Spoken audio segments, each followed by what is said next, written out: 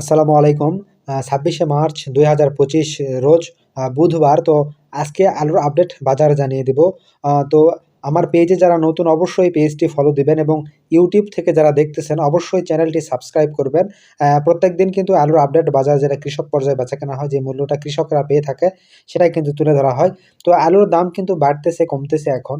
এটা কিন্তু বোঝা যাচ্ছে না, যেটা কিন্তু সিজনের শুরু থেকেই কিন্তু ২ দিন বাড়তেছে, আবার পরের ৩ দিন বা ৪ দিন কিন্তু আবার কমতেছে। তো আজকে জানিয়ে দেব আলুর আপডেট বাজার আজকে ২৬শে মার্চ ২০২৫ রোজ বুধবার। তো আজকের আলুর আপডেট বাজার হচ্ছে সাদা ডায়মন্ড, যেটা এটার বাজার কিন্তু আজকে কিছুটা কমেছে হালকা। এটা কিন্তু আজকে সর্বোচ্চ ৳৫০০ বেচাকেনা হচ্ছে। এটা কিন্তু জয়পুরহাট সদর উপজেলার কয়তাহার গ্রামের বাজার। তো গতকালকেও কিন্তু ৳৫২০-৩০ বাজার ছিল সর্বোচ্চ। তো এটা কিন্তু আবার ৳২০-৩০ কমে সর্বনিম্ন, অর্থাৎ সর্বোচ্চ কিন্তু ৳৫০০ আজকে বেচাকেনা হচ্ছে। এবং লাল স্টিক যেটা সেটা কিন্তু ৳৪৩০-৪০ সর্বোচ্চ বেচাকেনা হচ্ছে। এটা কিন্তু গতকালকে ছিল ৳৪৫০-৬০, অর্থাৎ এটাও কিন্তু প্রতি মনে কিন্তু ৳২০-৩০ কমে গেছে। তো আলুর বাজার কিন্তু এবছর কোনো কিছুই বোঝা যাচ্ছে না।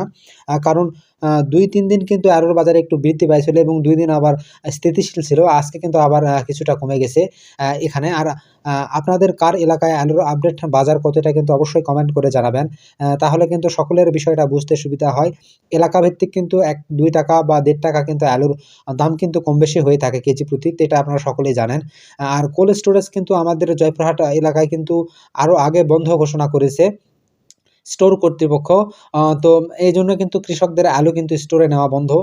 অথচ কিন্তু এখন পর্যন্ত কোনো স্টোরে কিন্তু ব্যবসায়ী যারা রয়েছে তাদের আলু কিন্তু এখনো ঢুকতেছে, যেটা খবর পাওয়া যাচ্ছে। তো এই বৈষম্যটা কিন্তু কৃষকদের সাথে চলতেছে, বা এই সিন্ডিকেটটা কিন্তু কৃষকদের সাথে চলতেছে এখন পর্যন্ত।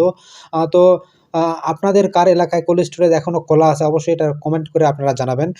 আর আলু কিন্তু, যে আলুর বাজারগুলো বললাম, এটা কিন্তু আলু উত্তোলন করে সংরক্ষণ যারা করে রেখেছে বাসায় বা মাঠের মধ্যে, সেই আলুর বাজার। অর্থাৎ তারা কিন্তু কষ্ট করে আলু উত্তোলন করে রোদ দিয়ে এটা কিন্তু আবার বাসায় নিয়ে কষ্ট করে এনে কিন্তু সংরক্ষণ করা হয়েছে।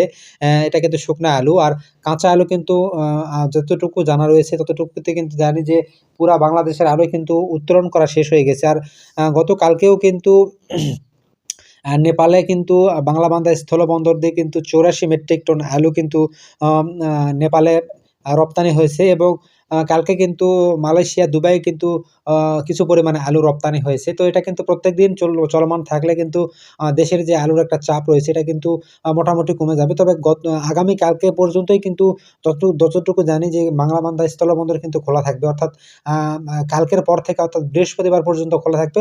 শুক্রবার পর থেকে কিন্তু বন্ধ থাকবে। তো কালকের পর থেকে কিন্তু আর আলু কিন্তু রপ্তানিও হবে না। এটা ঈদের পর কিন্তু আবার শুরু হবে, সেটা জানা গেছে। তো এটাই হচ্ছে আমার কাছে সর্বশেষ আজকের তথ্য এবং বাজার আপডেট।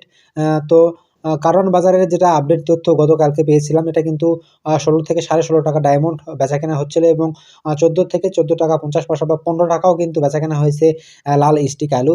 তো স্টিক আলুর বাজার কিন্তু সাদা ডায়মন্ডের থেকে কিন্তু ৳১ বা ৳১.৫ ৳২ কিন্তু কম যাচ্ছে।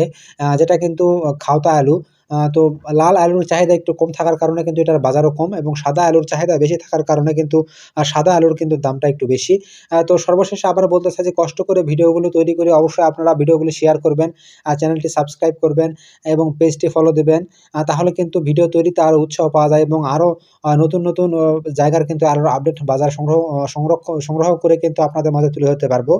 তো যত সাপোর্ট করবেন ততই কিন্তু আগ্রহ বাড়বে এবং আপনাদের কাছে ততই আপডেট বাজার এবং নির্ভুল তথ্য কিন্তু আমি তুলে ধরতে পারবো। তো সকলকে ধন্যবাদ। সকলে ভালো থাকবেন, সুস্থ থাকবেন। আসসালামু আলাইকুম।